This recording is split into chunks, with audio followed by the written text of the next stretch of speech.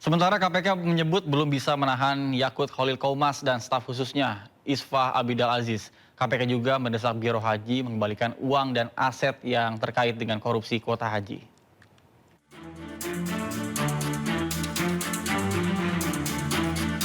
Setelah menetapkan Yakut Khalil Qaumas dan staf khususnya Isfah Abidal Aziz atau Gus Alex sebagai tersangka dalam kasus dugaan korupsi kuota haji 2023-2024, KPK masih berupaya mengumpulkan uang maupun aset dari penyelenggara ibadah khusus haji atau PIHK dan Asosiasi Biro Travel Haji. Sebelumnya KPK mengklaim telah menerima pengembalian dana hingga 100 miliar rupiah. Kini KPK terus mendesak Biro Haji agar kooperatif untuk segera mengembalikan uang maupun aset kepada KPK. KPK juga masih terus menunggu kepada pihak-pihak yang masih ragu, masih maju mundur untuk mengembalikan terkait dengan aset-aset, termasuk dalam bentuk uang yang diduga berkaitan dengan dugaan tindak pidana korupsi ini. Silakan kami tunggu, nanti akan dilakukan penyitaan tentunya sebagai bagian dari proses pembuktian dalam penyidikan dan juga langkah awal yang positif bagi optimalisasi aset recovery. Terkait penahanan mantan Menteri Agama era Joko Widodo dan Isfah Abidal Aziz, KPK mengatakan penahanan merupakan kebutuhan penyidik dan proses penyidikan masih terus berjalan. Tim Liputan Ainus melaporkan. Setelah ditetapkan sebagai tersangka kasus korupsi haji, mantan Menteri Agama Yakut Khalil Qaumas belum juga ditahan. Bahkan Koordinator Maki Boyamin Saiman menyebut KPK harus segera menahan Yakut sesuai dengan Undang-Undang Tipikor Pasal 25.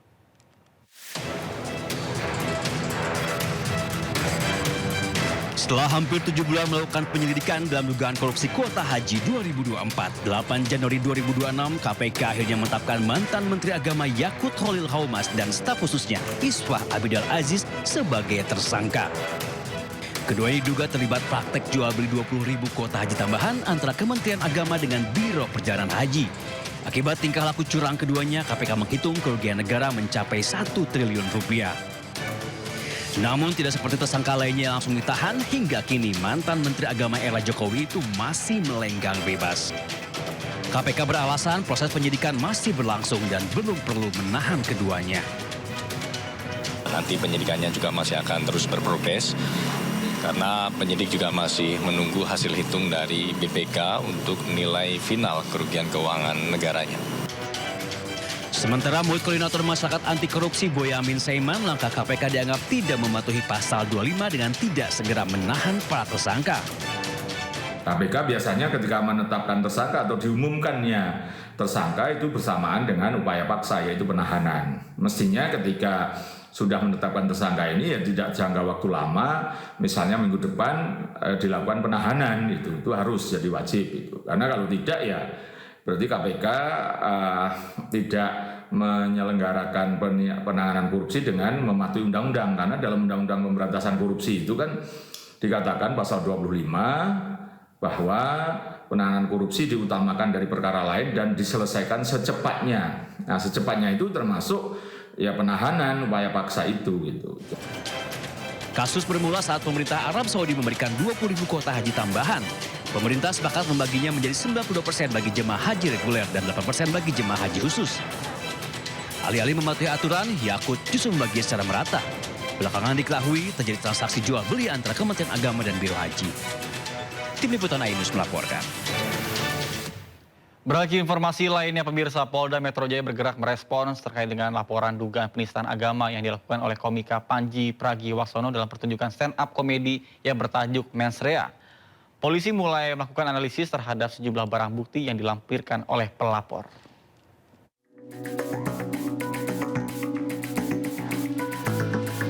Polda Metro Jaya mulai menindaklanjuti laporan terhadap komika Panji Pragiwaksono terkait dugaan penghasutan di muka umum dan dugaan penistaan agama melalui acara stand-up komedi berjudul Mensrea. Kasubdit Penmas Bit Humas Polda Metro Jaya, Kombes Pol Reonald Simanjuntak mengatakan, tim penyelidik akan menindaklanjuti pelaporan tersebut. Reonald juga meminta masyarakat memberi ruang kepada kepolisian untuk melakukan penyelidikan dan penyidikan atas laporan ini. Rangkaian penyelidikan akan dilakukan termasuk menganalisis barang bukti yang telah diberikan pelapor. ya, tentang dugaan penghasutan di muka umum dan dugaan penistaan agama berkaitan dengan pernyataan dalam tanda kutip mens rea. Ya. Jadi kedepannya penyidik akan melakukan klarifikasi baik pada saksi-saksi yang sudah diajukan oleh RARW, ya, RARW, saudara RARW, ya. Kemudian nanti akan menganalisa dengan barang bukti yang diberikan kepada penyidik. Kami mohon kepada rekan-rekan media dan para seluruh masyarakat berikan waktu kepada rekan-rekan penyelidik untuk masalah proses penegakan hukumnya. Jadi kawan-kawan penyelidik pasti akan melakukan klarifikasi dan mengkombinkan nanti akan mengumpulkan alat bukti, ya, dari apa yang disampaikan oleh pelapor tentang terlapor untuk membuktikan apakah ada perbuatan pidana dari kegiatan yang bertajuk tanda kutip mens rea tersebut. Sebelumnya, Angkatan Muda Nahdlatul Ulama dan Aliansi Pemuda Muhammadiyah resmi melaporkan Panji Pragiwaksono ke Polda Metro Jaya. Panji Pragiwaksono dituduh telah menimbulkan kegaduhan dan memecah belah bangsa. Materi stand-up komedi yang dibawakan Panji dalam acara mens rea dinilai telah menimbulkan keresahan bagi anak muda dari kelompok Nahdliyin dan juga Muhammadiyah. Dari Jakarta, Amrina Rida, Andri Setiawan, Oki Mahendra, Anyus melaporkan. Sementara Ormas Islam Nahdlatul Ulama dan Muhammadiyah menegaskan pelapor Panji tidak terafiliasi dengan kedua ormas tersebut. Laporan terhadap Panji Pragiwaksono dilakukan oleh pihak yang mencatut nama NU dan juga Muhammadiyah.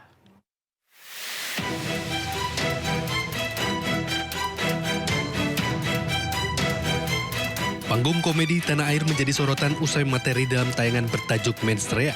Komika Panji Pragiwaksono dilaporkan ke polisi.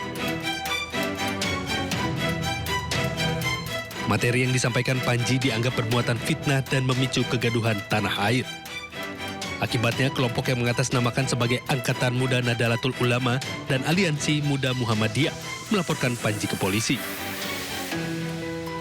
Kami melaporkan bahwa ada kasus, menurut kami beliau merendahkan, memfitnah, dan cenderung menimbulkan kegaduhan di ruang media dan memecah belah bangsa begitu, menimbulkan keresahan terhadap khususnya kami sebagai anak muda Nahdliyin pun juga teman saya sebagai Aliansi Muda Muhammadiyah begitu.